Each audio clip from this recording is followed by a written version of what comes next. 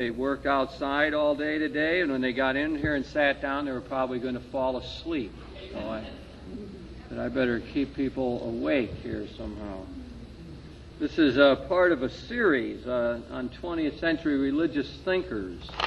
And we have a handout that people can have that tells you who we're dealing with and what's coming up. We've already talked about Edward Schillebeeckx and his understanding of Christ. And last week we talked about Bernard Lonergan, a Canadian Jesuit who wrote a lot about method in theology. Tried to use that as a way of understanding how conversion goes on in our lives. Tonight we're talking about John Courtney Murray. And then next week is the next in our Murray Lecture Series. After tonight you'll know why it's called the Murray Lecture Series, named after John Courtney Murray. And we have Father Tim O'Connell talking on human sexuality, a Catholic vision. So I think that will be, I highly recommend that lecture for next week, incidentally. He's a very fine theologian and a good popularizer, and I believe that will be well worthwhile. I'd appreciate it if you'd sort of spread the word on that and tell others. 7:30 right in here next week. And then after that we will resume our series talking about Jacques Maritain, and then we'll talk about Hans Kung after that, and then Memorial Day weekend, and then we'll talk about Karl Barth. That'll make 11 people in this whole series that we've been dealing with. I think that's all by way of announcements. So let me try to say a few things about John Courtney Murray, and then tell you how I'm going to approach the question generally after we just find out a little bit of who he is. Murray, along with Lonergan and Ronner, was born in 1904, as I said, a good year, sort of locate him. He's a New Yorker type. He was a son of a lawyer. At the age of 16, he joined the Jesuits, sort of went on a standard thing. He got a B.A. from Weston College and an M.A. from Boston College in 1927. He spent some time in the Philippines teaching. They always send people out to do some teaching, find out what the real world is like, I guess. He did 3 years in the Philippines. He was ordained a priest in 1933, studied in Rome, which was the usual path for anyone who was going to be involved in the world of theology at the Gregorian.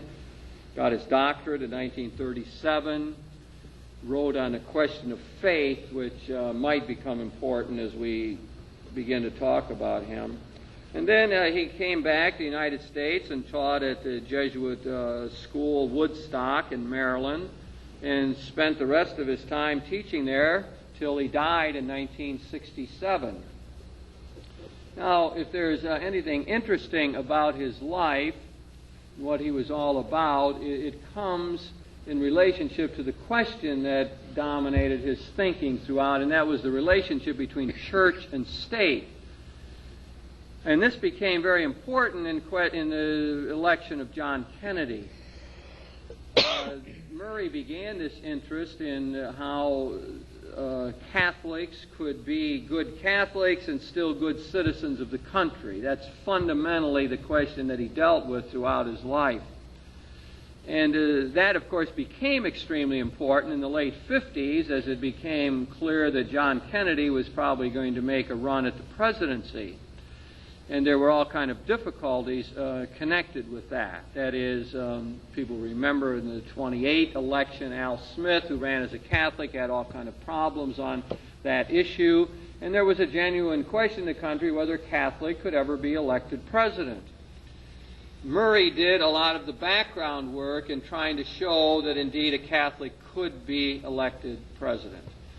He wrote and published a book, really the only book-length piece that he's produced. He's produced almost all theological articles, and even that book was a collection of his articles and not a flat-out effort at writing one complete work. It's called We Hold These Truths, and that was the famous work. It was published early in 1960, and not by accident. It came out on purpose to try to influence the election, the political climate in the United States.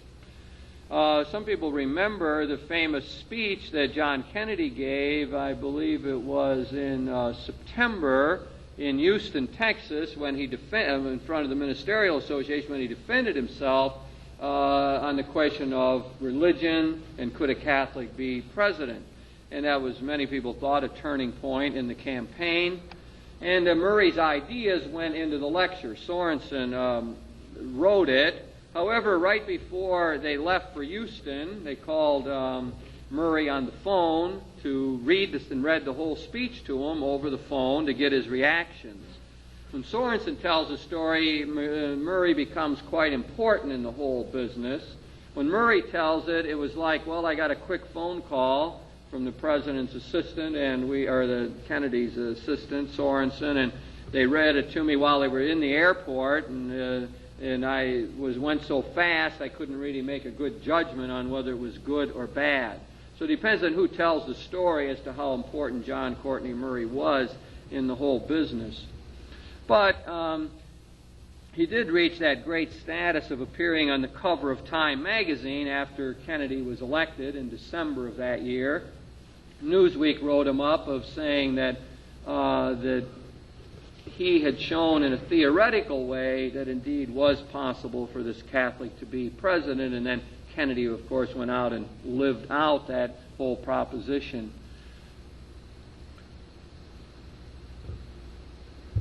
Murray was periodically involved in governmental things. He was never on the inside of the Kennedy campaign. He periodically did things for the government. He went to Germany after the Second World War to help them figure out how they could handle church-state relationships. He was on the Atomic Energy Commission at one point.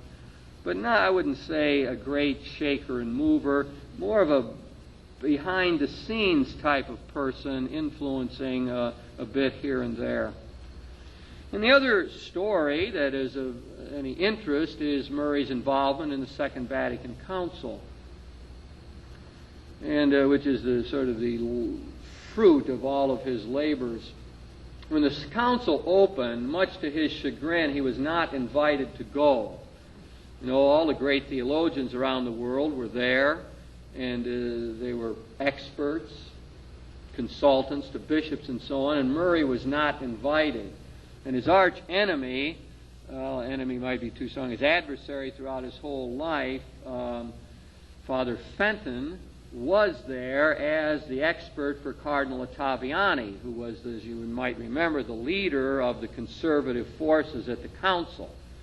So all throughout the 50s, there was this big battle raging in the United States on this church-state question between Father Fenton on one hand and John Courtney Murray on the other hand. And they had their own journals that they wrote in. Fenton wrote in the American Ecclesiastical Review, so if you went into a priest's rectory and you saw the American Ecclesiastical Review on the bookshelf or on the stand, you knew you were probably dealing with a conservative clergyman, unless he was a liberal interested in the other side. And on the other hand, Murray's journal that he edited from 1941 on was Theological Studies, which is still in existence. The American Ecclesiastical Review has ceased to exist. The Theological Studies is still the main theological review in the Catholic world. Murray was the editor of that, and they were back and forth all the time on this church-state question, which I will sort of outline for you. Well, I probably might as well give you what they were fighting about, at least now, to have some idea. The problem became, and the problem for Kennedy was, church teaching ever since Leo XIII, around the turn of the century, that sort of fundamentally said that if Catholics were in a majority in a country, that they ought to be in a privileged position. So that if Catholics had the political power in a country, then they ought to be the privileged group, and others would simply be tolerated. The model that was always put forth for that was Franco-Spain, where the Vatican had concordats with them and where there was close collaboration between the government and the Vatican and who was appointed as bishops in Spain and so on. That was put forward as the Catholic ideal. That's how it ought to be. And if Catholics could ever get to be the majority in the United States, that's what we would do. And that's what was behind the problem with Kennedy getting elected. There were a lot of people who knew what Leo XIII and Pius XII and so on had said on this question. It was a matter fundamentally of saying there would be no religious liberty. Other people of other faiths would just be tolerated in the country. Now, you got to remember, this is official Catholic teaching. This is, of course, created all kind of problems in the United States from the word go. And Father Fenton, in their line of thought, was defending this all the time. And John Courtney Murray's whole life work was to show that that wasn't necessarily true, that there was another way of doing it and looking at it, that Catholics could live in the United States and do so with good conscience and not have to overthrow the Constitution or limit the freedom of other people. Now, I suppose now this whole argument seems really ridiculous. I mean, it's hard, and it's not Murray's enduring contribution, as we'll see, but this was his whole life work, to show that there was another way of looking at it, that a Catholic, you could be a good Catholic and a good citizen of the United States.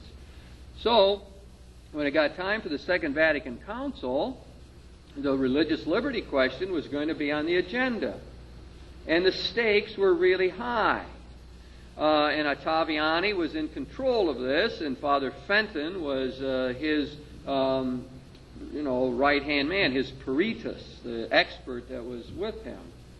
Murray's not even there at the council. So things really, really look bad for the whole approach of Murray to religious liberty. So when the topic was supposed to be treated as the 5th chapter in the document on ecumenism, and they prepared this document and so on. As all of the preparatory documents for the council, they were extremely conservative because they were written by the curial people. And the great problem of Pope John the 23rd and all the liberals was to get rid of those documents. And so the Pope was always figuring these devious ways to get other documents in front of the bishops to debate. And finally they did get the Secretariat for Christian Unity under Cardinal Bea to write another document that was a little bit better, another 5th chapter of the thing on ecumenism. Well, into this whole messy situation steps that great liberal, church liberal, Cardinal Spellman. That's meant to be humorous. Cardinal Spellman turns out to be the one who invites John Courtney Murray to the second session of the council and makes him his personal theologian, and thus gets Murray into the door on this whole business of religious liberty. Now he gets the chance, when they begin to rewrite these documents, to be on the committee that rewrites them, and he starts getting his ideas in there. And these are then put before the council. It went through 3 or 4 drafts. The story is very difficult to unravel entirely, but there was a lot of intrigue, a lot of argument. It was difficult to convince some of the conservatives to go along. The French bishops, who were more liberal but still didn't like Murray's approach to it, were a problem. Eventually, Murray had a major hand in writing the 3rd draft of this whole thing. Now it becomes its own document. It's not just a chapter in the ecumenism doctrine. Now it's a whole document on its own. So it's now more important than ever. 3rd draft, Murray was a major hand in writing it, and it's along his lines. It's saying no to the whole other approach that Ottaviani and the Church had held throughout all those years. And then finally they got around to a 4th draft. Now Murray got sick after one of the sessions, and he was not able to redraft the 4th one. And so he was on the sidelines for that. And really they snuck back in a lot of other ideas that he didn't really want. And finally the document was passed. It was seen as a triumph for Murray. It was seen as a validation of the American experience. It was our great contribution to the whole Second Vatican Council. The notion of religious freedom, liberty, pluralism, constitutional government, all of that. Hope to explain this more as we go along. That's our great thing. And our bishops were really good. Our bishops backed Murray. Spellman, Mooney, he was one of his backers before the council. Archbishop Alder down in Cincinnati was a great fan of John Courtney Murray, very supportive. And Cardinal Sheehan in Baltimore. And Murray used to write for them their speeches in the council. Murray was fluent in Latin himself. Genuine scholar we're dealing with here, a brilliant man. He would write these speeches for Spellman and these people, and they would get up and give these great defenses of religious liberty, saying that what we had going here in the United States was a good thing and not second best somehow. And finally the document was passed. Murray was ecstatic about it. He was in poor health. And then came sort of the crowning moment. Well, I forgot to tell you, back in 1955, everyone can assume that who's been through the lecture series, all of these guys were suppressed at one time or another. So you just sort of assume that.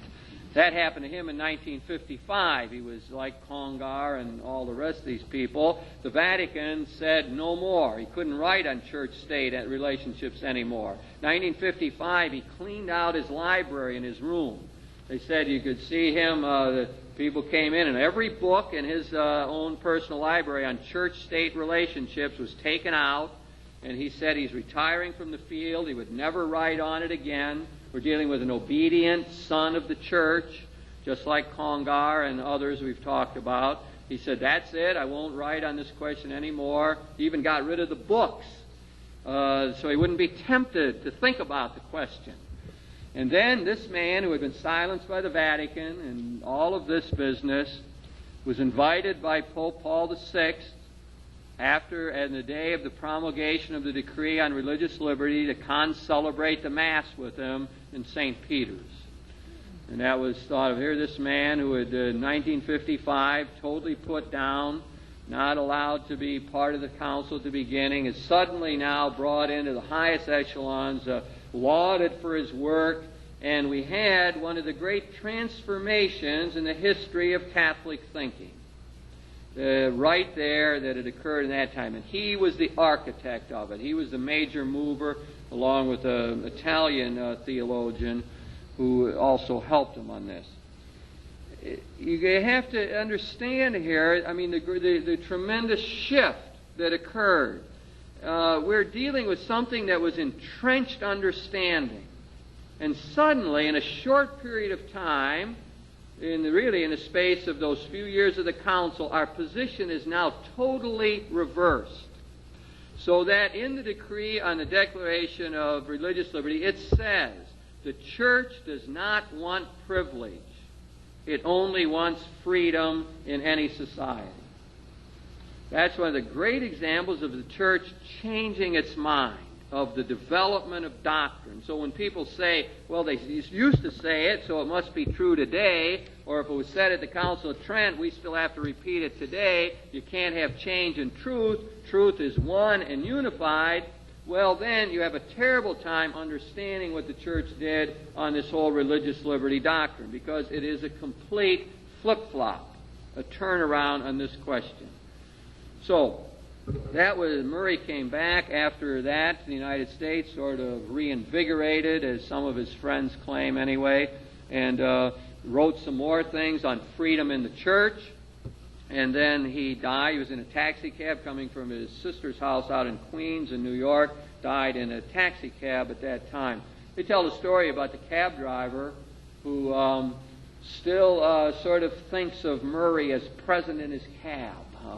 It's the man was not a believer or anything, or didn't even know who John Courtney Murray was, but he had to rush him to the hospital, and people later on came around interviewing him and so on, and he really, I guess, became quite a fan, admirer of this great Jesuit theologian, and said things like, somehow he just, every time he gets in and out of his cab now, he still thinks of this man. He had been there at that moment of his death. In terms of what kind of a person Murray was, I heard him talk only once. He was here in Toledo. He gave a famous lecture here on the development of doctrine in the late 60s. It was shortly after our bishop had come back, Bishop Raring of happy memory. as they always say, who came back from the council telling all the priests. He gathered us together and he said, "Nothing has changed. Everything is exactly the same as it was before." That was the message that we got here in the Toledo Diocese. Well, some of the, I don't know who was behind this, but somebody shortly after brought in John Courtney Murray to give a lecture to the priests. I don't think there's anyone else there besides the priests, as I recall it. And Murray got up and sort of talked all about the development of doctrine and how so many things had changed. It was quite a jarring note for many of the priests there in the late 60s as we wrestled with all of what was going on with the council. Murray was 6'3". He was a very aristocratic kind of man. He was a brilliant wit. He liked the fine things of life. He dealt with the influential people in the country, his friends of the Luces, for example. He was aristocratic in bearing. I know that he liked to play golf. He did like to have a martini or two before dinner. So there was a sort of ordinariness about him. But I think your major feeling after being around him was that he was, a learned man indeed. I wouldn't really think of walking up to him and playing a practical joke on him or something. Although I guess they say that he was very good to younger Jesuits and treated them as equals. I read one fellow who was a student at that time, used to go to his room and have drinks, and they would talk and discuss, and said Murray never patronized the young people, always dealt with them as equals and so on. Well, that's something about John Courtney Murray's life, and if you want to, the major book to read is We Hold These Truths, a collection of his essays, and the rest of it is found scattered in various journals and so on. I'll stop there and see if anybody wants to ask me about the life or person of Murray. I mean, it's not like covering Burt Reynolds or somebody, I mean, these Catholic theologians, they're just sort of, live, I don't know if you want to say sheltered lives, but they're not making a lot of waves for the most part. Yeah. Okay. Did he ever address the question of conscience versus obedience and so on? And the question is that he did very late in his life. And I'll tell you the methodology I'm going to use tonight, which follows along with Murray's whole approach. And I'm going to comment on that as part of my methodology.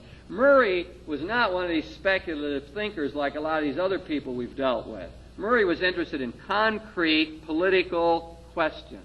He was immersed in the real here and now. Many questions of church and state.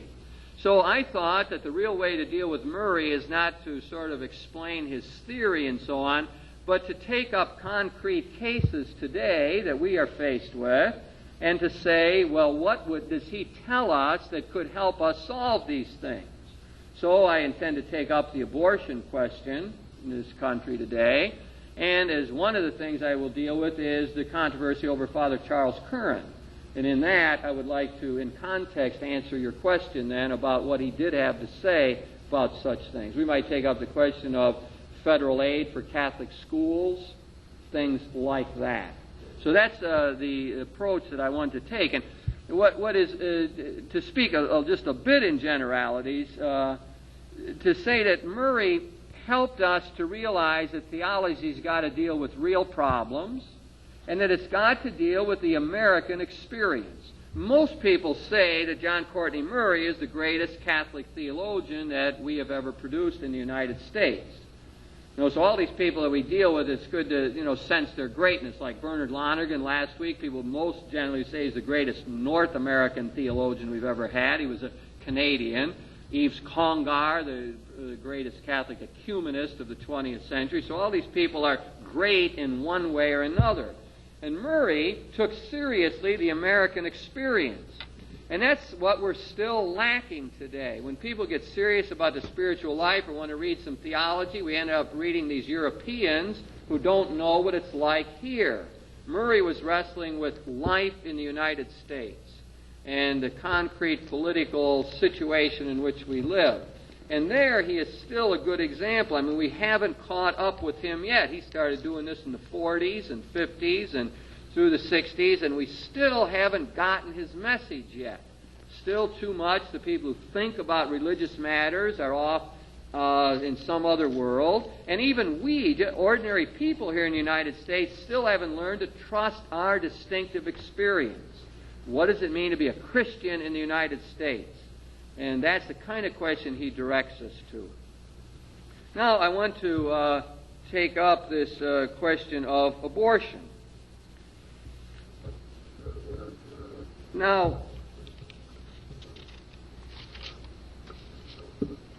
how can we make this real? Obviously, the country is polarized on this question, right? We got pro-choice and pro-life forces. They get together and they argue and they have demonstrations and they yell at one another and so on. We can't seem to find any way to deal with all of this.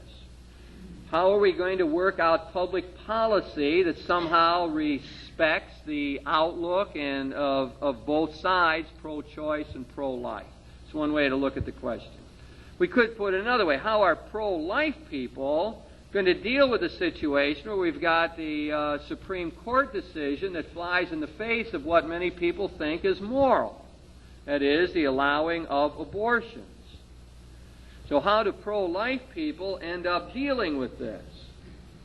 Or how do politicians who want to get elected these days deal with this question? Now, I could just put in a personal note here that to show you how maybe Murray does interact with us. And this is the kind of question that he raises for us. That is, I was asked to be part of a political campaign. Tom Murray, a lawyer in Sandusky, is running against Delbert Latta for the 5th District for Congress here in our state. So he asked me if indeed I will be part of his campaign. In fact, if I would introduce him as when he began his campaign, if I would be involved in the strategy sessions and so on. And one of the questions, of course, that arises out of all of that is, well, should I do that or not as a Catholic priest? As I phrased it in my opening talk, which I did end up doing and introducing him, I had to explain why I came out from behind the pulpit into the public arena. And it's a kind of question that John Courtney Murray throws a lot of light on. But one of the things that I was charged with in the campaign immediately was to try to work out a position for him on abortion, to say how is he going to deal with this issue, since the last person that ran against Latta was killed on that issue in many ways. Now that's the kind of thing that we begin to get involved in when you start to see how religion and politics work together. In other words, it's very nitty-gritty. I mean, I sat around for hours talking with their campaign staff and so on about how we're going to work this out. And, how do you present this position so there's a possibility of getting elected, and yet one remains faithful to conscience and so on. Now, I could pose the question in still another way, and that is, was the Geraldine Ferraro problem. As everyone remembers, Ferraro got killed on the abortion question, as people remember. And her position fundamentally was that she was personally against abortion, but did not think that that translated into the public sphere at all, that she was not interested in doing anything publicly about that. In other words, she did not favor a constitutional amendment, and therefore she was left in a position of just being killed by pro-life people, even though she herself was a Catholic. That's the kind of problem that we're dealing with on the abortion question. Now, I based my own response to the Ferraro situation and to my memo to the Murray campaign on the thought, Thomas Murray campaign, based on the thought of John Courtney Murray. And I would I will outline that for you and tell you how he works out a position on this. And it's very revealing of how he operates. Well, the first thing is to see that one has to find a middle position if one is pro-life and does not think it's time for a constitutional amendment. In other words, if Thomas Murray runs on a thing that he's opposed to a constitutional amendment, he's down the drain on that issue. That he's in bad shape, according to what all the polls would say and so on. He can't do that. Now, Murray suggests a way to deal with this whole question. And he reminds us of what he calls the American consensus, or the public philosophy that exists in the United States. So he believes that there is a fund of self-evident truths that were in the minds of the founding fathers and that we have in our own minds and hearts, that it exists sort of in an implicit way in the American people, this consensus or this public philosophy. And there is a content to this. It is fundamentally that we are under the judgment of God. And that God has given us the rights that we have here in this country. It believes in a limited form of government, that government shouldn't control everything. In Murray's mind, all of this is based on natural law. That is something that reason can figure out. So that the public consensus that holds us together as a nation, the thing we all agree on, or at least we used to, because Murray thinks this is broken down. That's one of our big problems today. That's what binds us together, even though we are different on a whole lot of other things. There's an implicit public philosophy or consensus in the minds and hearts of people, and we'd have to figure out exactly what is part of that, but those things that I said so far would be in there. We are under God, under God's judgment, that we are all equal in this country, and that we have certain rights, inalienable rights given to us by the Creator. And we live in this pluralistic society, and we accept that limited government and so on. Now, Murray also thought that this public consensus exists in the minds explicitly of other people, like philosophers, or the intelligentsia, the academic people, or the journalists, or the clergy, and so on. That in the minds of those kind of people, they could tell you what the consensus is, even though the average person couldn't. Now, Murray does admit that this public philosophy is in disarray today, that people are denying it, that some people don't buy into this consensus, and he thinks that is what is causing our troubles. That's why we can't really get together in many ways, and that he's convinced we have to revive it, and that he thinks the Catholic people, because of our sense of natural law, have a special role to play in bringing out these fundamental truths. Now, it's out of that, what I would borrow from Murray, that I tried to give some advice to Geraldine Ferraro that was generally not accepted, and to a number of other political people, and lately to Tom Murray, that the pro-life people who think it's not time for a constitutional amendment are not in no man's land. Because the real effort for those people should be to influence the public philosophy, the consensus. That is, what we're called upon to do right now, those of us who believe in the general sanctity of life and the dignity of human beings, is to try to educate people, to help more and more people see that unborn human beings ought to be included in those who are under the protection of the law. I could put it to you very concretely. My advice to Tom Murray is to say, of course I'm for a constitutional amendment. I'm not opposed to a constitutional amendment, but we've got to have one that works. We've got to have one that really would be able to be put into place, that people would abide by, and therefore we can't just have an amendment. We have to have education. We have to convince people that the unborn are part of this group to be protected by law. Otherwise, as I have written, we end up with prohibition. That is, and this is a good example. And with prohibition, we didn't have the public consensus. We had some people who said we're going to have a law against alcohol, but because people didn't generally agree with it, we had speakeasies and all kind of people here in the city of Toledo getting stuff where for us, from Canada. I just remember my dad would take me to a particular place and say, "Well, yeah, you used to be able to get it here." You know, I mean, it's out in Sunningdale Golf Course. He showed me a place. Anyway, that was the law broke down because there wasn't the public consensus. Now, the opposite of this happened, and the way we would look at the abortion question happened with civil rights in the 1960s.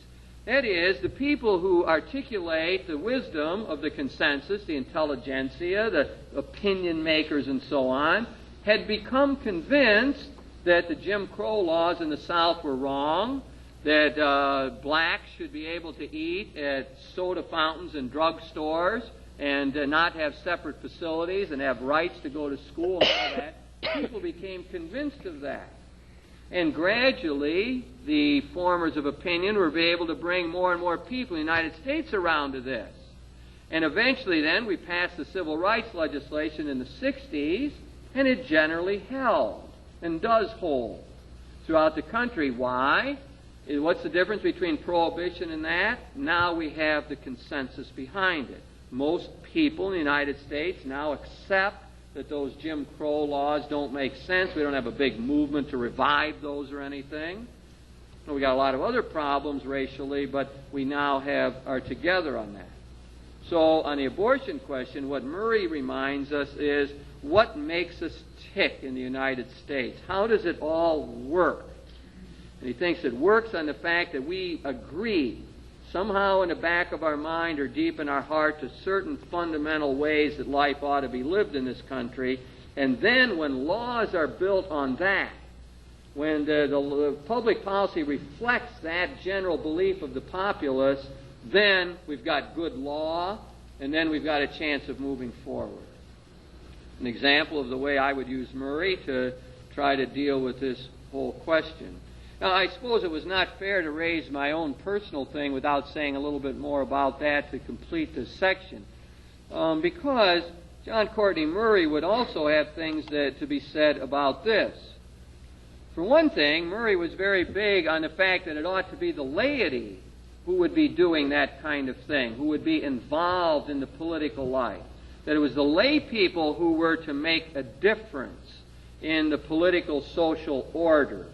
That it wasn't really the job of the clergy or of the bishops. So that Murray would say that, I don't think he would be too big, for example, on a clergyman running for Congress. I don't think that he would have been a great supporter of Father Drinan, although I could be wrong, and it's really dangerous here to say what Murray would do or not do. But I'm trying to use him in another way, and that is see what he did say and how we would end up applying it. But what I know it did to me is raise a lot of cautions on this question. Should I come out from behind the pulpit in this year and time or not? And what were the stakes that are involved? And what did it mean to the fact that I am a pastor of a parish? I ran that by the staff members at Corpus Christi Parish to see what they thought about it. I wouldn't make that decision lightly, a lot because of the way Murray felt that clergy should be related to the political order. I ended up making the decision to do that and to get involved. I did it because of other moral questions that we'll get to in a while here, I suppose, but a lot of it having to do with the nuclear question and Delbert Latta's voting record on weapon systems and so on, and what I thought perceived to be Tom Murray's position on interest in greater spending for social problems and less on weapons. And my other conviction that we do make a difference as citizens. You know, many of those votes on weapons in the House are a matter of a few votes. Question of MX, it'd be down to 2, 3, 4, 5 difference in the votes. And the House can block weapon systems, block the funding for those, turn around in the composition of the House just by a few members could make a difference on that. All I'm trying to tell you now is why the reasons why I would end up making that decision, not lightly, but to go public on this particular issue of supporting a given candidate. I must say honestly that I think it makes a difference that he's running in a district not where my parish is. I think it would make a difference if along that line. There's a lot of questions, but at least one now is beginning to think along the line that John Courtney Murray would like, because that's where all the action was for him. Trying to figure out how religion, Christianity, Catholicism in particular, relates to the real life of being a citizen of the United States. I'm going to pause there and see if we have any questions that anybody wants to ask me about this, any aspect of that. What do you think Murray would say about the bombing in Libya? The question is asked, what would John Courtney Murray say about the bombing in Libya? And I think that, again, it would be a question saying, what did he say in his own time, and how we might learn from that. I'm tempted to do it separately, and then I'm also thinking I should answer your question now, so I don't know what to do. I will try to... I'll try to take a little stab at it. See, one of the problems is not answering the question in context. I mean, you have to understand a lot of things about him before you can answer a question like that. But I will say a little bit about Murray's position on war, as long as you've asked it. John Courtney Murray was a supporter of the just war theory. If you knew more about him, this would be very obvious to you. He was very conservative in many ways. He really didn't know who to support when Stevenson ran against Eisenhower.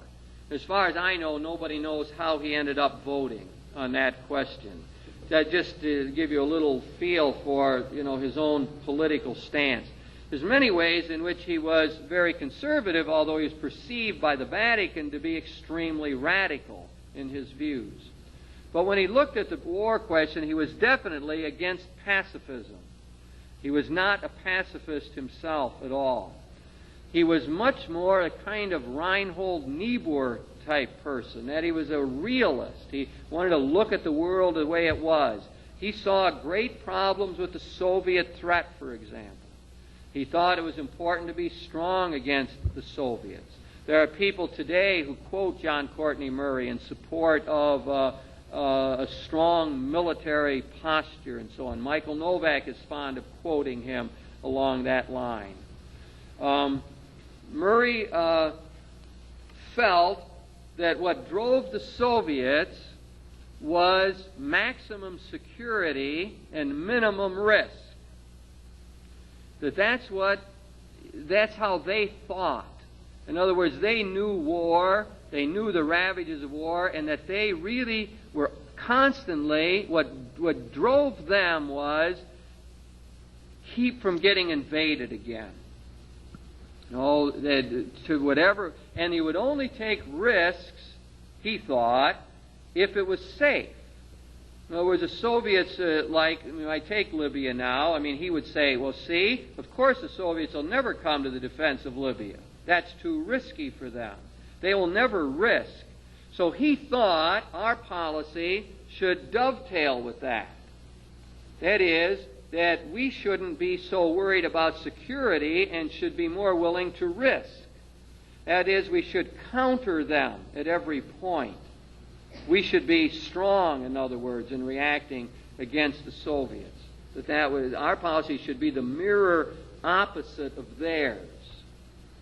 And that was the best way of dealing with them.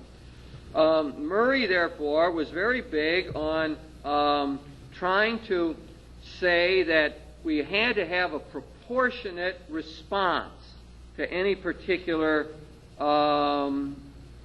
peace-war question. You had to have a measured response. You could never use more violence and force than was needed. He would be very interested in limiting that and always asking the question, are you going to achieve more good in doing this than evil? I'm sure one of the questions he would have raised about Libya was, will it set off another round of terrorism? And will it end up, making the situation worse? That's surely one of the questions he would put, or does put in front of us, just by what he has written in the past. Now, I might go on to show you another interesting thing. He was on one of the commissions to figure out what to do about conscientious objections. And Murray was a minority of two. Murray was tough in dialogue. Martin Marty, great Lutheran historian, talks about Murray's toughness. He would never back down or water down anything that he thought. He was in dialogue and debate. He was dogged and rugged when he thought that he was right on a particular position. I'm really digressing here, but that's why there's a book written by John Cudahy called No Offense that is an attack on Murray for sort of being embarrassed about being a Catholic and becoming too waspish in this culture, that he got rid of his real Catholicism and sort of sold out to the liberal Protestant establishment in the United States. That's John Cudahy's thesis about Murray.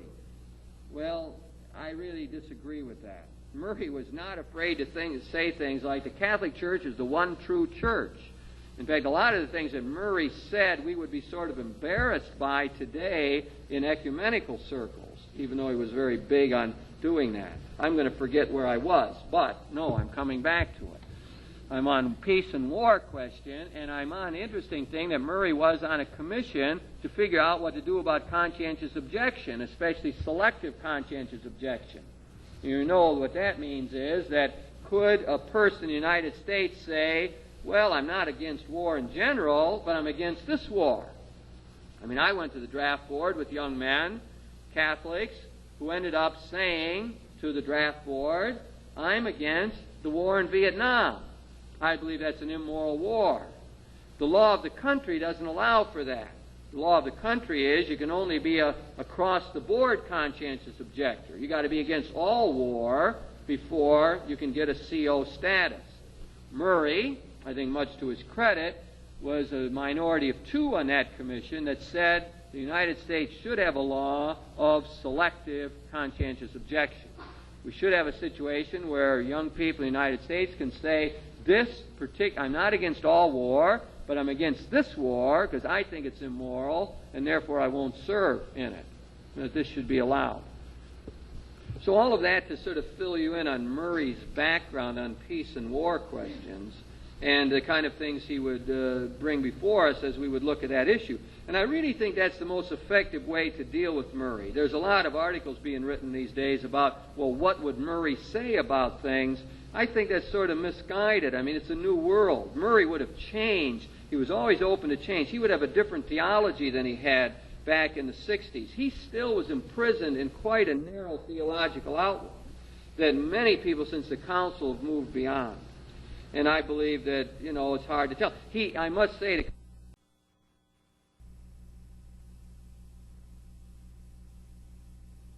to be gained, going to outweigh the evil of destruction of lives, etc. And that's what he would have brought us to, I think. I don't think so. The question is asked, what is, what we commonly call pro-choice people today, is there any way of dialoguing with them on this issue, or is there any way that Murray offers us? Well, I believe there are. Let me take a crack at that. One of Murray's great things was civil discourse. He believed passionately in dialogue and in respecting other people's opinions and trying to arrive at a greater truth. He would have been appalled by the way the abortion debate is being carried out in the United States on both sides. Or again, to use my methodology, going by what he said, the debate is below standards. It just isn't right. He would want people to try to present their positions in an orderly, rational way and try to persuade by argument. He would have been appalled by the bombing of abortion clinics, about the intemperate language that's used on both sides. Would not have liked that at all. Civil discourse was one of his major contributions. That's what he engaged in. He was a dispassionate arguer, and that's what he thought the rest of us should do. And that's what made the country run. That's why it's a good country. because we got a situation where we can have that kind of debate. And he had great confidence that if you kept debating it, you'd get someplace. Now, that's exactly what we don't have. And so what he would direct us to is to say, let's try to hammer out a public consensus on this. Oh, and I think that, my jumping off of his position is to say that that's absolutely necessary before we can move any place. That we can't get public. We're split almost down the middle and passionately today. We have to find some other way of working it out, and that'll only be through dialogue. So in the sense that he's offering an invitation to dialogue on it, I would say yes. He's not giving us much of substance. In other words, you don't find in him a discussion of when the fetus becomes human. Or you don't get anything like that. Murray is very much in the realm of law and politics and what's possible in trying to work out this consensus. So he's not helpful in the debate, the substance of the debate. He's not going to tell us anything that's going to help us along that line, other than the general thing that everybody in the society ought to be protected by law. And that if we go back to our first principles, you got a sense of that. So, he's helpful that way. But on the medical kind of questions and all the things that do generally get into the debate, I'd say he's not very helpful. But I tell you this, if we could get at least to where he wants us to be in terms of civil discourse and rational argumentation, then we might be able to work something out as we go along. You can't have law in his mind without consensus. Otherwise, you got prohibition. So in a sense, he challenges the pro-life people on that. He's telling the pro-life people, hey, what are you going to do if you get an amendment passed? How are you going to enforce it? How are you ever going to make sure that this law works? How are you going to keep from having all the cheating on it as we had with prohibition? So he challenges both sides, I would say.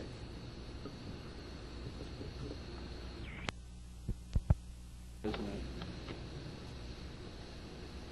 It puts us on different tracks than we obviously usually think. And I think that's a very healthy thing. It's a very different approach.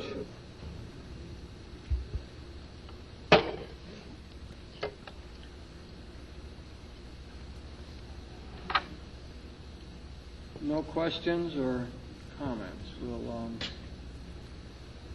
We will move on in that case. Let me take up another issue and see where what kind of light Murray would throw on this, and that's federal aid to parochial schools.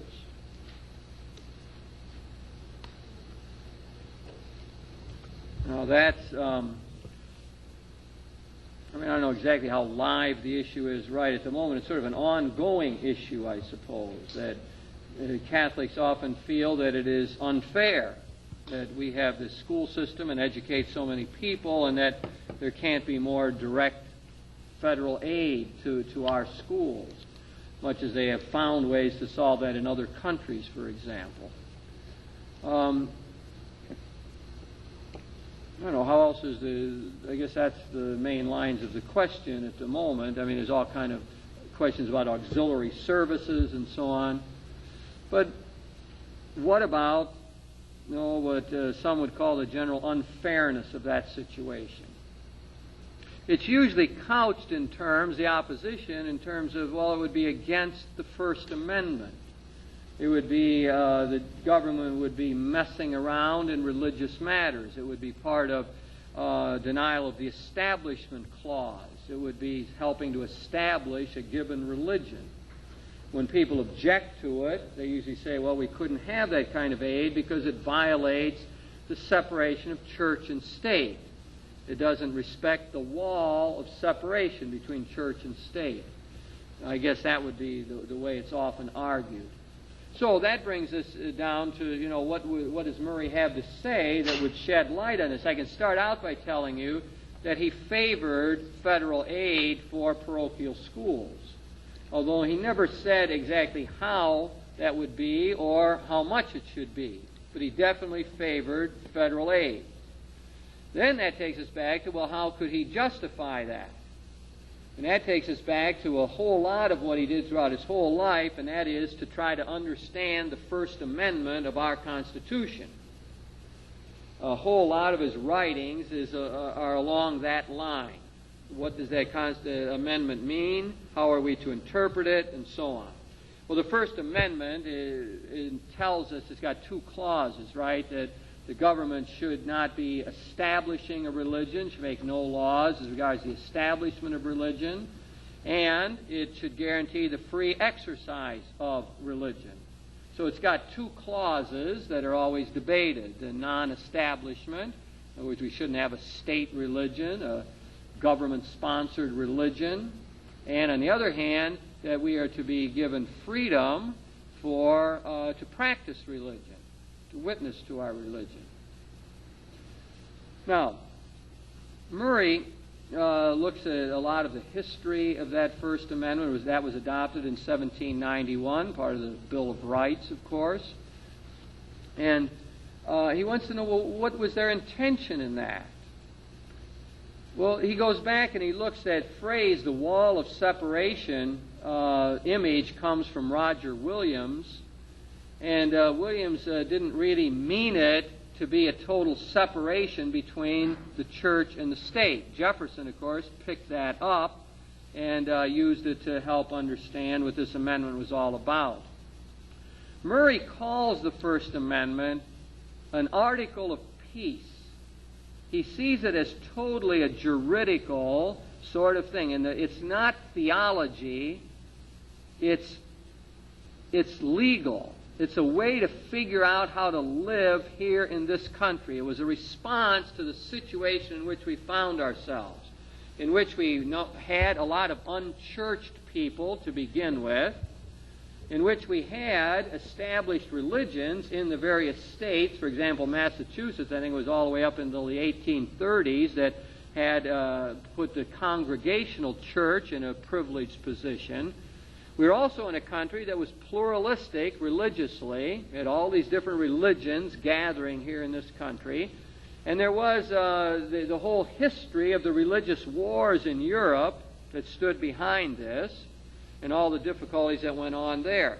So here we are in the founding of a new country trying to figure out how to keep it together, how to be united. And Murray thinks that the intention of the founders was simply to solve that question practically. So they would say, we won't have a state religion. You can't have one because what one would you pick? Because you got all these various options. So that will be out of the picture. We simply can't do that. On the other hand, you got all these people who want to practice their religion, who are fleeing from Europe in a large measure because of problems along that line. So we have to allow them to practice. We must give everyone freedom to do that. The only problems would come if somehow their free exercise of religion would somehow upset the public order or violate the rights of other people. So it is simply a pragmatic effort to figure out how to make it work here in this country. And Murray is convinced that it is proven to be extremely wise, that it has worked amazingly well, and that the church has benefited from this. And he thinks not only that, but it's in the best line of Catholic thinking. And this is where he had to attack Joseph Fenton and all those other people who said something like this. Leo XIII made the classic statement along this line. He wrote here to the United States and he says, well, I'm glad to hear the church is flourishing there. This is a pope in Rome, turn of the century, around 1900. So he's saying, well, I'm glad to hear you're doing so well there. Of course, you would be doing even better if the church was accorded privilege by the government. In other words, there was always in the mind of Rome and other people in the United States that this was a second best. This was like, well, you couldn't get what you really want, so you go along with this amendment. Murray argued just the opposite. He said, no, this is good. This accords with actual Catholic understanding of things. This goes back to something that Pope Gelasius said at the end of the 5th century, that there were two distinct realms, the church and the society. And those realms could remain distinct, and they had their own autonomy, their own laws, their own purposes for existing.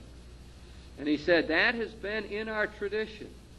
And besides that, if you end up with establishment, then you're not respecting the conscience of other people. So the situation is one would have in Spain, where people of other religions would be second-class citizens in a sense that this isn't right. And the reason that isn't right, to even backtrack this further, is that the act of faith is a free response to God. You can't set up a situation where people are coerced. This simply isn't right. This grew out of his doctoral dissertation, where he studied very carefully the act of faith in a German theologian by the name of Schieben in the 19th century. And he said, made a big thing out of this idea that we could only respond to God freely, out of a choice. If it was programmed, pushed, coerced in any way, just received because it was part of the family tradition or something, that it wasn't genuine faith. So Murray had a strong sense that we had to be believers out of choice. So that tells you that you can't have an establishment kind of situation. You have to have freedom for everybody in the society. Can't have a privileged group. It would be a wrong thing to do by any kind of account. So Murray tells us, therefore, that things work well in the United States and that it fits in with what we've come to understand by government, limited constitutional democratic government, that we've grown up in this. This is the modern advance. This is what Leo XIII didn't understand. The reason he said we had to have a Catholic state and have it all have this position of privilege is he didn't understand how modern governments worked. And we were evolving and changing. And what we had in the United States, Murray thinks, was a real revolution. That this was a political consciousness. This is a whole new political philosophy of how we should govern ourselves. By this business of finding a consensus that's based on reason and not on religion. What would hold us together was not that we were all Episcopalians or Catholics or something else, or even all Christians. What would hold us together was those fundamental beliefs that we were under God's judgment, and that we were all free and equal, and that limited government was a good thing. That would give the unity to the society. So he says that the two realms have to be distinct, church and state. They have their own autonomy and purposes and so on.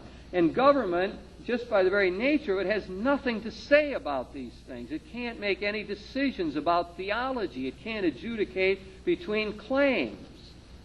It can't even tell a particular religious sect that they're somehow wrong unless they jump in here and mess up the public order in some way.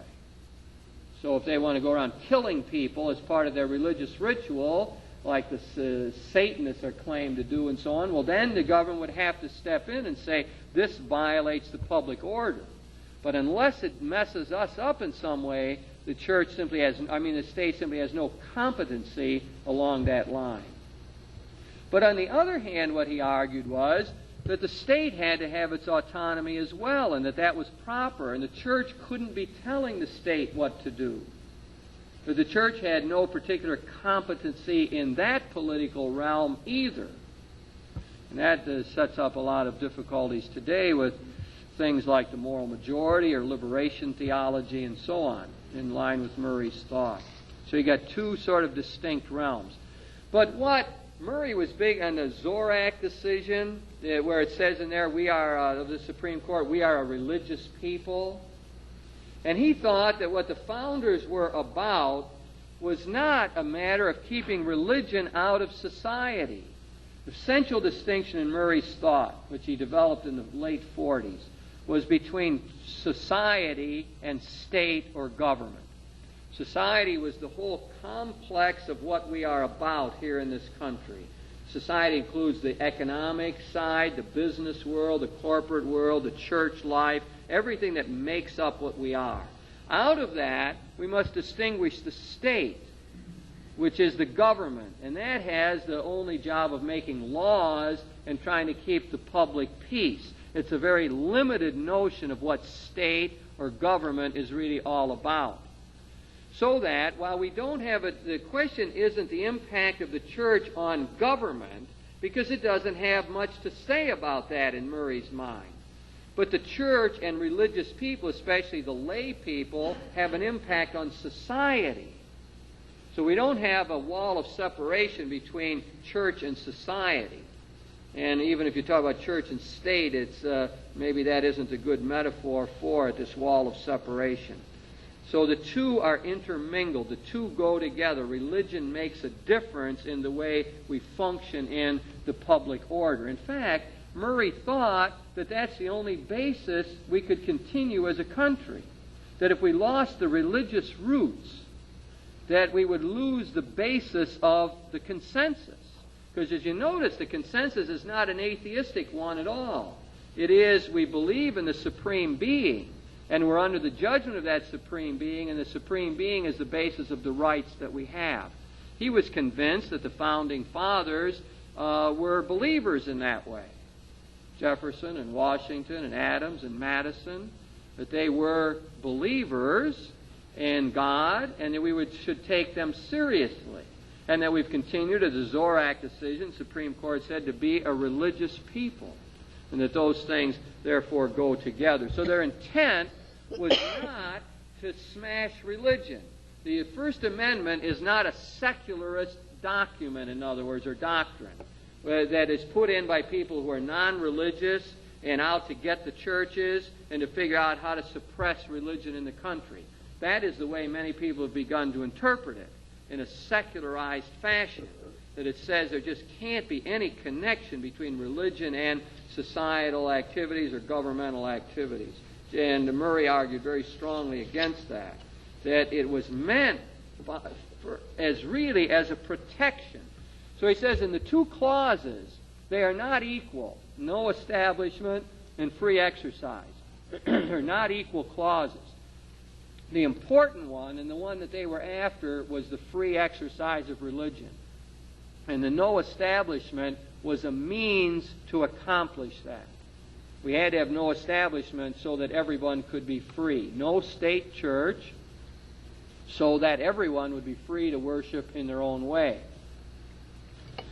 Well, I don't know if that gets too involved or what, but that is Murray's contribution to this. Therefore, his answer is to say, out of all that framework, there's absolutely nothing wrong with governmental help for parochial schools. There's no reason out of that understanding of what the First Amendment is about, that we are a religious people. We do a good job. We educate people. He argued it very often pragmatically by saying that that ought to be rewarded. The society will work better if the religious schools have help from the government to do their job well. I think I'll stop there again and see if people want to ask any questions about that First Amendment thing and or the whole school question for the Catholics, right? It was any private or religious schools. I mean, that's what he was interested in, not private schools that are non-sectarian, but of any religious type school. That's what he was arguing. The wall of separation simply didn't mean that. It didn't mean that there was no connection between the two, that it would really be impossible. In other words, he felt that religion and life in the world met in people, that we're not just sort of half citizens and half believers. We're whole people who live in two different worlds. We live as citizens in the United States, and we live, very many of us at least, as members of a religious group, a church. And you can't separate that out. That was the problem with Geraldine Ferraro's argument. I mean, to play this out, Ferraro's argument made no sense to the average person. They said, how could you be convinced that something's wrong like that and not want to put it into the public policy? And I think the objection was absolutely right, and Geraldine had no answer to it. She had no way to deal with that. That would be to be a split personality. I mean, how could you be so against something like that and say, but it doesn't translate into the public order at all? And what Murray showed us is you can't have a private morality. There isn't any such a thing. I mean, you can try to do it, but however you believe will influence the public realm. That's why he thought the real way you change society was through the lay people in the various churches, that they were the real influence. And they did it because they were morally attuned to the problem, and eventually they would help to bring about policies that would be humane and peace-seeking and so on.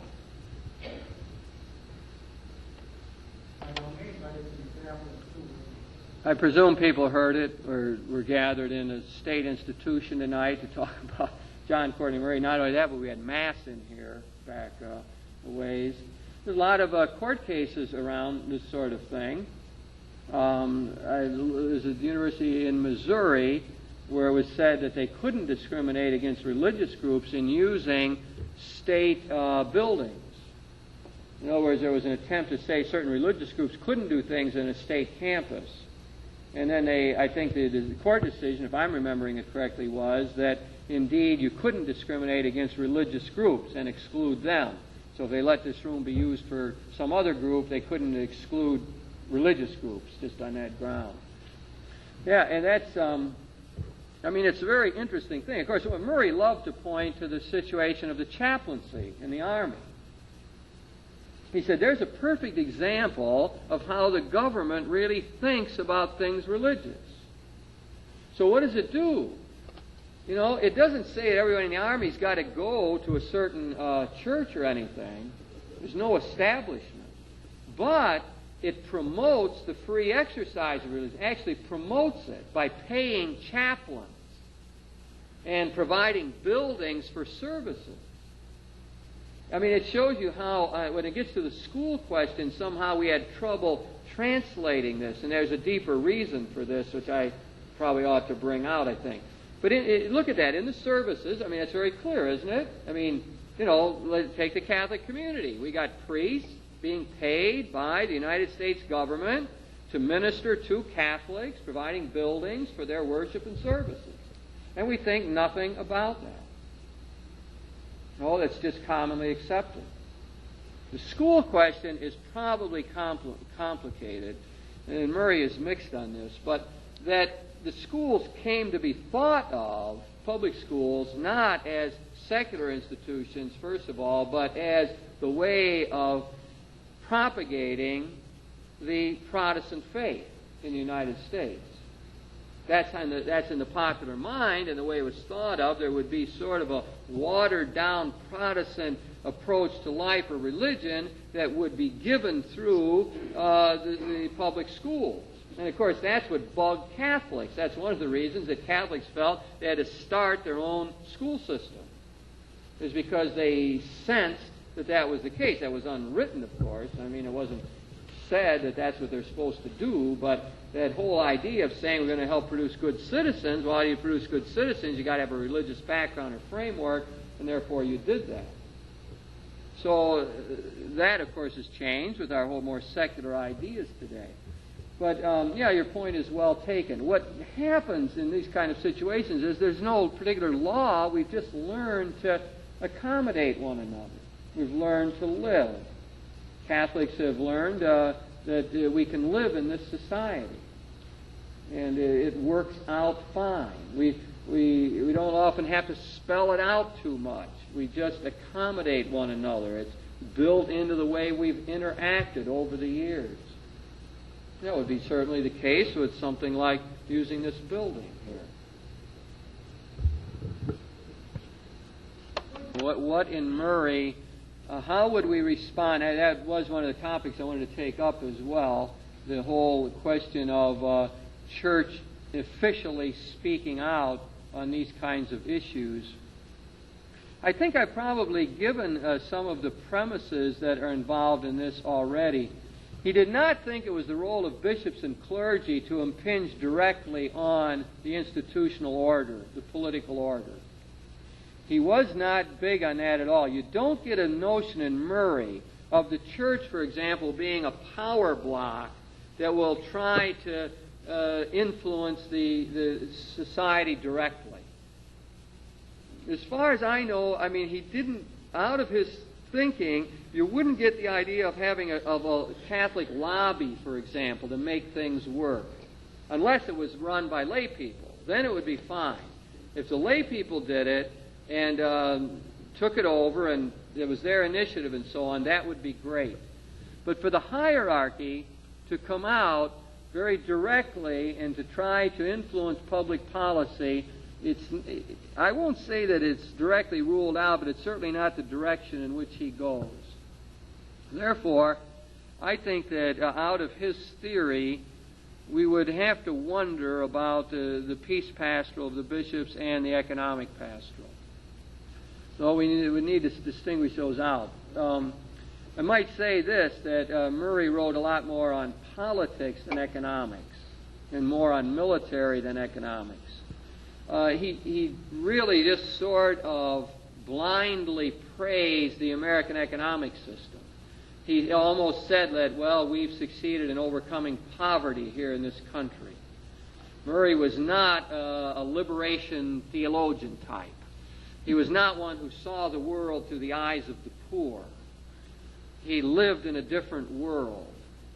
I won't say that he was well, I would give you an example. I really don't want to paint him in a bad light, but he was asked his opinion on, this is early on. You've got to remember, people are a product of their times, okay? This is in the 40s now, maybe even the early 40s. At St. Louis University, they kept some blacks from going to a dance. They weren't allowed to go to the dance. And Murray, his opinion was sought on this. And he came back by saying that it looked to him like that was a social problem and not a moral problem, and should be handled as such within the confines of the university. Now, I don't think that John Courtney Murray at the end of his life would have said that, but that's what he said at one point. That is a social problem, not a moral problem. Now, today, it would be hard. We'd be hard. I certainly wouldn't want to say that, and I couldn't think of any contemporary moral theologians who would not say, well, of course, that's a moral problem. We're dealing with ethical matters here of how the gospel should be lived out. One of the criticisms, for example, that Charles Curran makes of Murray is that his thought about how to live is watered down, that it's based on consensus and natural law and philosophy of what we can all figure out and agree on, then we act on that. What you don't get in Murray is a lot of gospel, Bible. He seldom goes back to the scriptures along this line. He seldom is telling us that for a generous response. His response to the St. Louis situation isn't generous love. What does a Christian do? You go out and invite the blacks to come to the dance. He doesn't respond like that. He doesn't respond through most of his life like that. It's always sort of this minimal thing that we can get by with that makes it work, that holds the body politic together. As he said, with the great thing that the state was after, the big fruit of the state, its main purpose is to live peacefully in harmony in a unified way. And that's what he wanted. So, when he moved, I was back on the economic question, he would probably distinguish it out, because he didn't say much about the economy. He just blindly praised it and said it's a terrific economy and that it's working well and it's reduced poverty and therefore everything's going well. In fact, Michael Novak loves to quote that paragraph out of We Hold These Truths to buttress his own position on this. So Murray gets used along that line. But he simply never did a careful critique. He was always interested in politics. So he would have trouble with the economics pastoral, I think, from the word go. I was asked about the liberation theology thing again. He just simply didn't have a feel for that.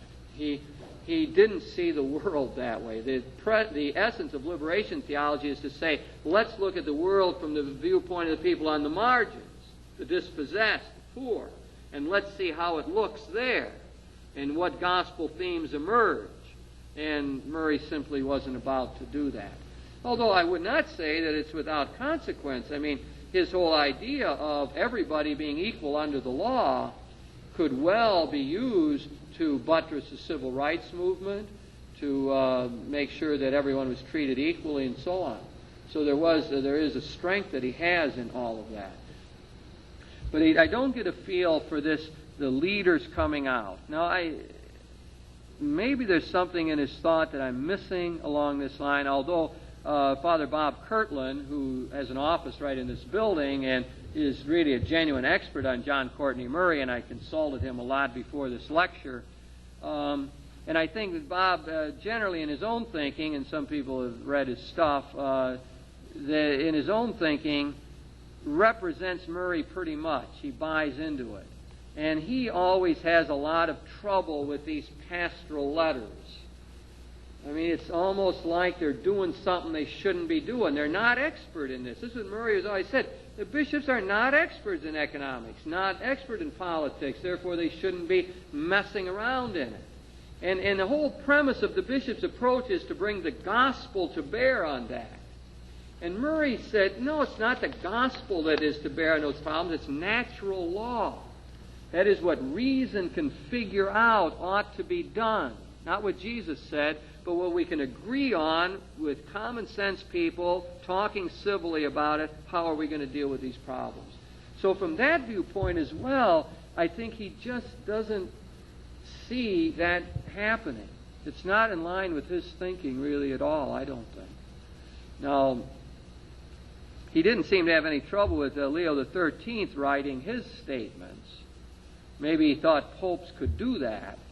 And back in Murray's day, our bishops didn't issue as many pastoral letters as they issue today. So maybe he didn't have to deal so much with it. I don't know, is that answering your question? Somewhat. My father was a lawyer. It was an Irish Catholic family.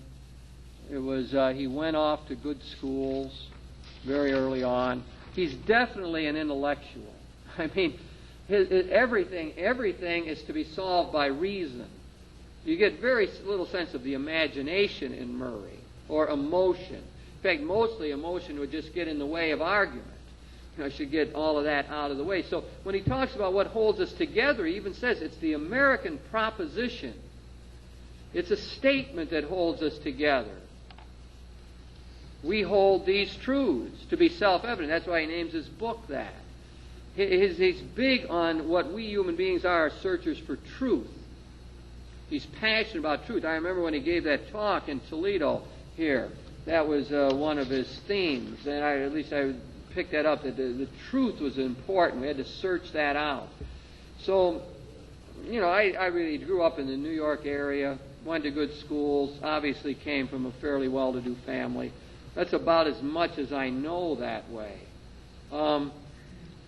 I asked Bob Kirtland about that, and he felt that, if there were any shaping experiences on Murray along that line, it was his great sense of patriotism.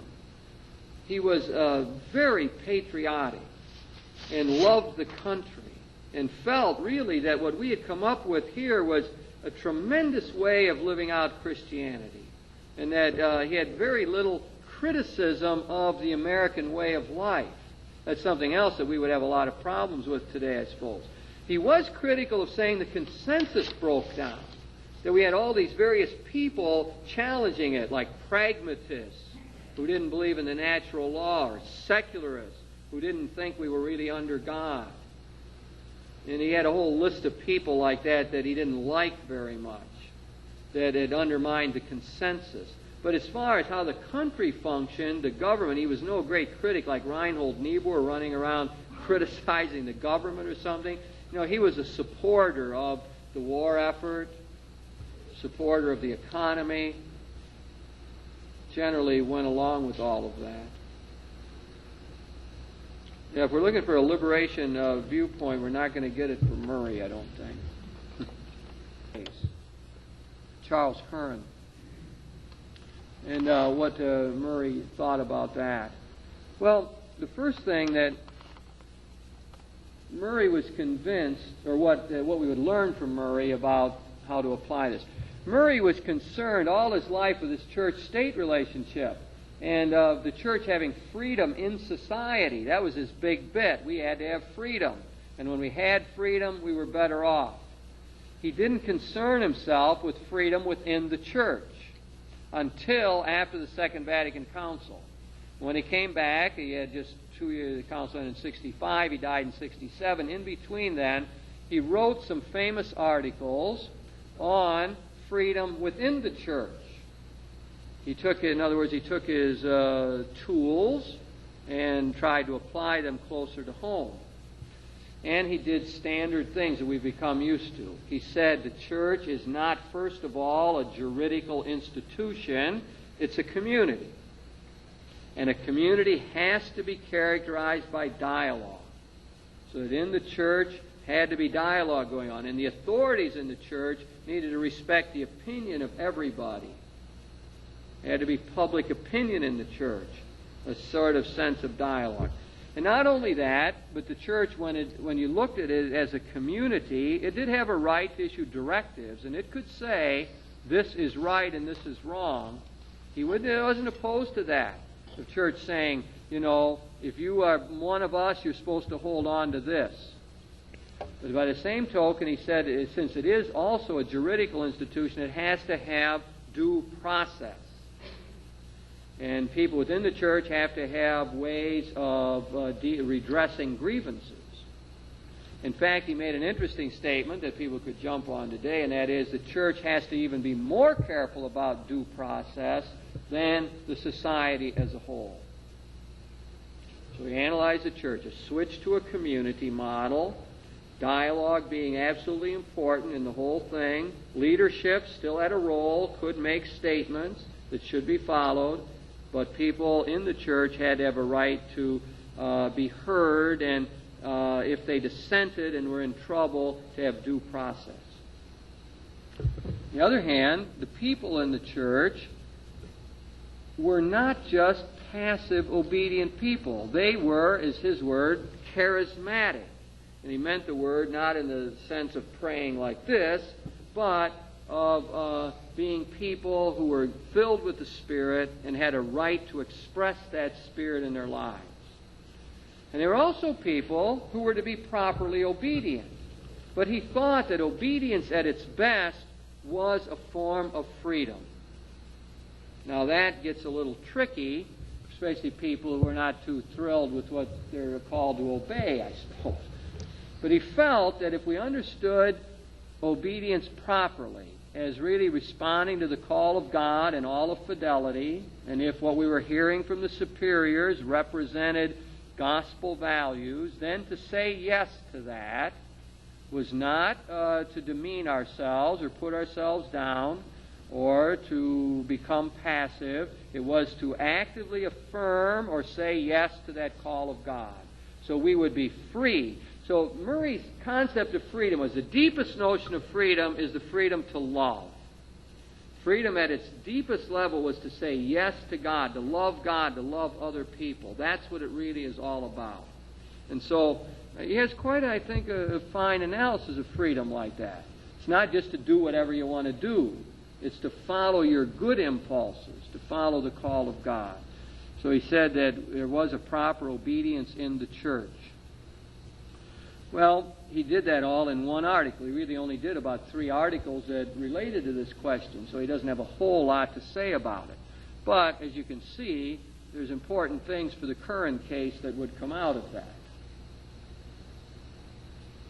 1, church officials should remember that the church is first of all a community and not an institutional power for them to exercise and lording it over others. That simply would not be the right way to function. Secondly, there has to be dialogue. That didn't happen in the current case very often. Very often it was just put before him, and he didn't have an opportunity to know who accused him. For a long time he didn't know exactly what the rules of the game were for his own defense. He was not allowed to have counsel in the way he wanted it. So that there was not dialogue going on in the current case. Murray would have insisted, or did insist, that that was essential. Nor was there due process. That is, I guess I elided the 2 points, but that Curran didn't have a right to counsel when he was talked to. He didn't have a right to see his file, to know what the evidence was against him, etc. What you would get from an analysis of this thing with Murray is, I think, idea that we have to, in the church, maximize freedom. So one of his general rules across the board, maximize freedom and use constraint only when necessary. That's how he thought human affairs should run. Maximize freedom and minimize coercion, only when it was necessary. Now, Cardinal Ratzinger, I presume, would say that he felt it's necessary in the current case. Others would say, well, there's no need for that. Curran's willing to not teach sexual ethics. He's willing to have what the doctrinal commission says about all of his questions told to his students. He's willing to be critiqued that way. Why isn't that compromise good? Is it really necessary to squelch him or to remove him from his position at Catholic University? So I think out of Murray's whole talk of freedom in the church, I believe that we would mount quite a strong criticism of the Vatican's approach and what Cardinal Ratzinger is, how he's handling all of this. We would say we're lacking due process, no good dialogue, authority isn't acting like it should, and there's other ways of getting around this. Let me stop there and see if anybody wants to pick up on that in any way. He was asked about his own case. Did he have those good things going on? And the answer is very decidedly not. It was very subtle, the condemnation of Murray, as far as I know. It was the kind of thing that was conveyed orally. There was no written statement that said, I could be wrong about this, but I know of no written statement that says to Murray, you cannot write on church-state relationships anymore because you're in violation of what the Vatican is saying. It was word passed to his Jesuit superiors in Rome, telling him, hey, there could be big trouble if he keeps writing on this. And it always got back to him that there's people around who don't like this. It reminds me of a story of a bishop whose name will not be mentioned for sure, but who told me this himself, that he got wind of somebody, the apostolic delegate called him and said, we hear about certain things you're doing in your diocese that we don't like, and that you should stop this. And this particular bishop said to the apostolic delegate, well, that's nice to know. He says, you tell me who those guys are in Rome, and the next time I'm in Rome, I'll stop in and talk to them about it. And the apostolic delegate said, well, I can't tell you who those people are. He says, I can't tell you who's upset with what you're doing. And he said, well, then I guess I can't dialogue with those people, can I? There's not many bishops in the United States who would do that. Only ones who are not interested in becoming cardinals.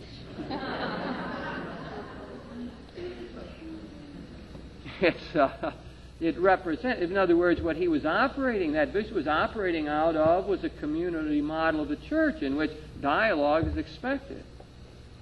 Now, Murray, in his own case, was totally docile and obedient. And not because he had some sort of idea of moving ahead. When he said, okay, I'll quit writing, he felt his career was over.